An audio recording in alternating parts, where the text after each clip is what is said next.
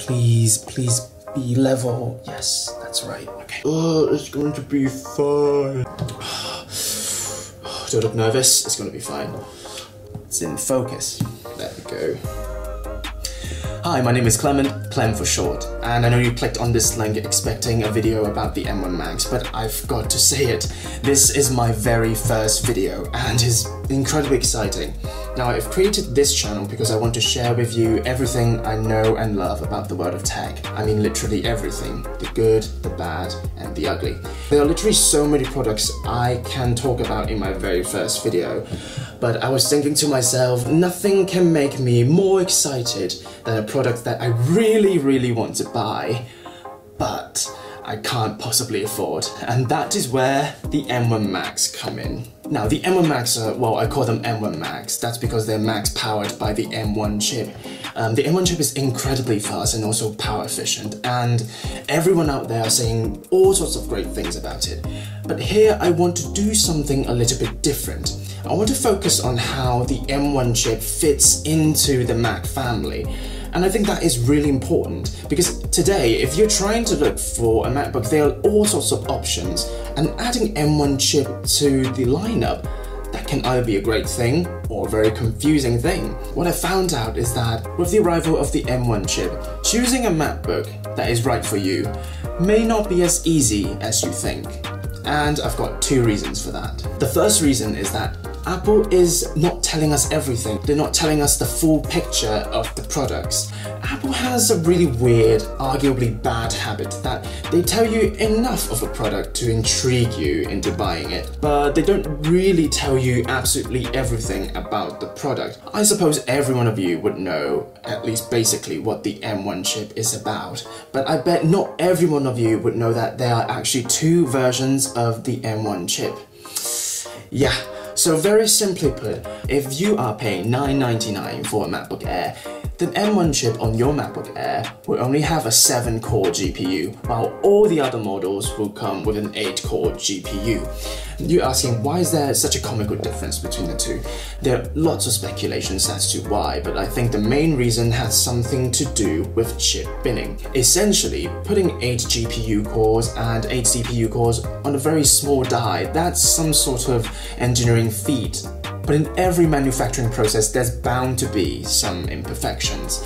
I suspect what's happening here is that quite a number of M1 chips only have 7 usable GPU cores, so normally Apple would have to just throw them away. But for Apple to be able to use the M1 chips with only 7 core GPUs in the entry-level MacBook Air, that is actually not a bad thing. That would actually save them money and would also prevent wastage. Now, all in all, that should be a good thing, but for the customer side of things, that will be a little bit more complicated. Normally, I would love to assume that there wouldn't be much of a difference in the graphics performance between the 7-core and 8-core GPU, but then I remember in the 2018 MacBook Pro there was an A12X chip with a 7-core GPU, and 2 years later when Apple decided to finally refresh their iPad Pro for 2020, they have added 1 extra GPU core and called it the A12Z chip, or A12Z if you're American. If Apple considers 1 extra GPU core as an upgrade, who are we to assume it is not? Now, I've got a second observation. There's a fan in the M1 13-inch MacBook Pro, but there isn't one in the M1 13-inch MacBook Air. Why am I all of a sudden talking about a fan? Because the performance of a processor actually has something to do with the fan. Whenever a processor is under load, it will produce heat, and being stuck inside the chassis of a computer, over time it will get hotter and hotter. And there are only really 2 ways to prevent a computer from overheating. The first method would be to find some sort of way to dissipate the heat. The second method would be to throttle down the CPU so that it doesn't produce as much heat as it, well, usually does. Now let's get back to the point about the fan. The MacBook Air now features a fanless design. That means whenever the MacBook Air needs to dissipate heat, it relies solely on the heatsink. And that's not really a big problem.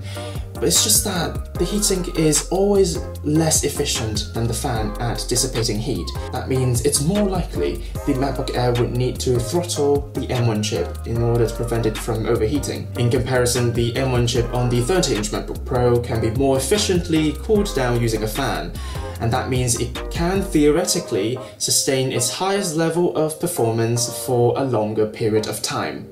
But do take note, all the things I've just said were just theoretical. No one is sure that the MacBook Pro will outperform the MacBook Air when it comes to sustained heavy workloads. I mean, Apple did say that the 13-inch MacBook Pro is the ultimate expression of what the M1 chip can do. But how much of a difference can a fan really make? No one knows, because Apple isn't telling us anything about it. Now, combining the two observations, that means that the $999 MacBook Pro has an M1 chip with a 7-core GPU, but then if you paid $1249 for the MacBook Air, you get a version of the M1 chip with an 8-core GPU. Now, that chip is supposedly the same as the one on the MacBook Pro, but then because the Air doesn't have a fan, that means like it might not be able to achieve the same level of performance as the MacBook Pro. Even I'm so confused right now. You see, it's impossible for Apple to tell us everything, but for some of the information, I would really appreciate if Apple can do some clarifications, because if they don't, things can get really confusing really quickly. And now the second reason why choosing a MacBook that is right for you may not be as easy as you think is that the M1 chip has a few limitations, and these are things you might have to consider before making a decision. Now, this is not an exhaustive list of all the limitations of the M1 chip, but I've chosen two that I think are the most consequential. The first one is about the RAM. Now, all the M1 Macs cannot be configured with more than 16GB of RAM. If you are just using your Mac for like writing documents, replying to emails, or watching YouTube videos, then 16GB of RAM seems plenty. But then if you are a videographer, then you would really appreciate having 32GB of RAM while you're editing videos and stuff. Now, the next thing is about the USB ports. Now, all the M1 Macs only come with 2 USB-C ports, and if you're a creative professional, that's quite limiting.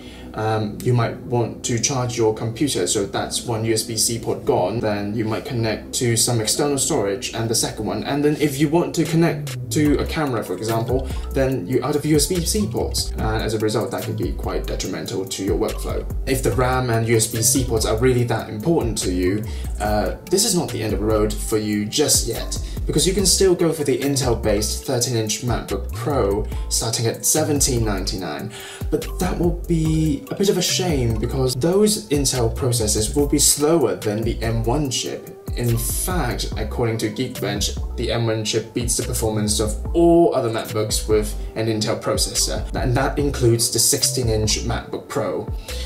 Now, what is this situation like? I think choosing a MacBook right now is like choosing a tube of toothpaste. No, this video is not sponsored by Colgate, and I know it sounds weird, but stick with me. One weird thing about this is that you can never find a tube of toothpaste that can do everything you want it to do. Now, this claims that it can whiten my teeth, but then there's another one that can protect my gum, there's another one that can give me great breath, and there's another one that can remove teeth plaques. You get the point. There's not one tube that can do everything, and that is exactly what the MacBook is like. You can choose to have the fastest processor on the Mac right now, which is the M1 chip, but then you won't be able to enjoy more than 16GB of RAM or more than 2 USB ports.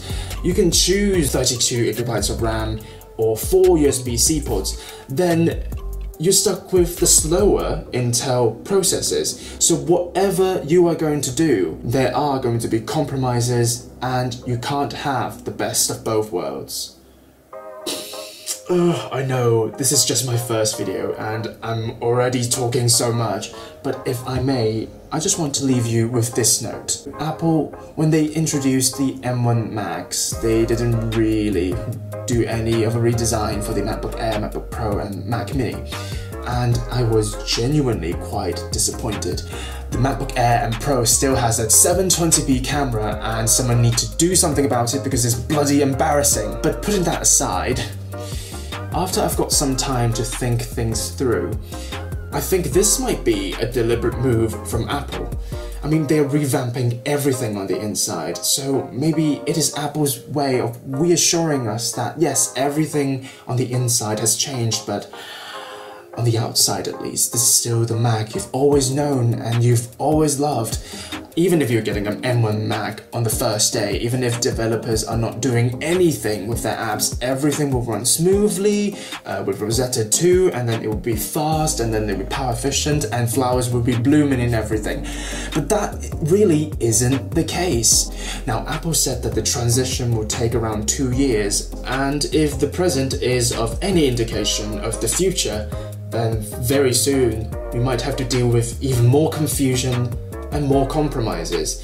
Situations like the 7-core versus 8-core GPU dilemma, price points and performance that do not make sense with each other anymore.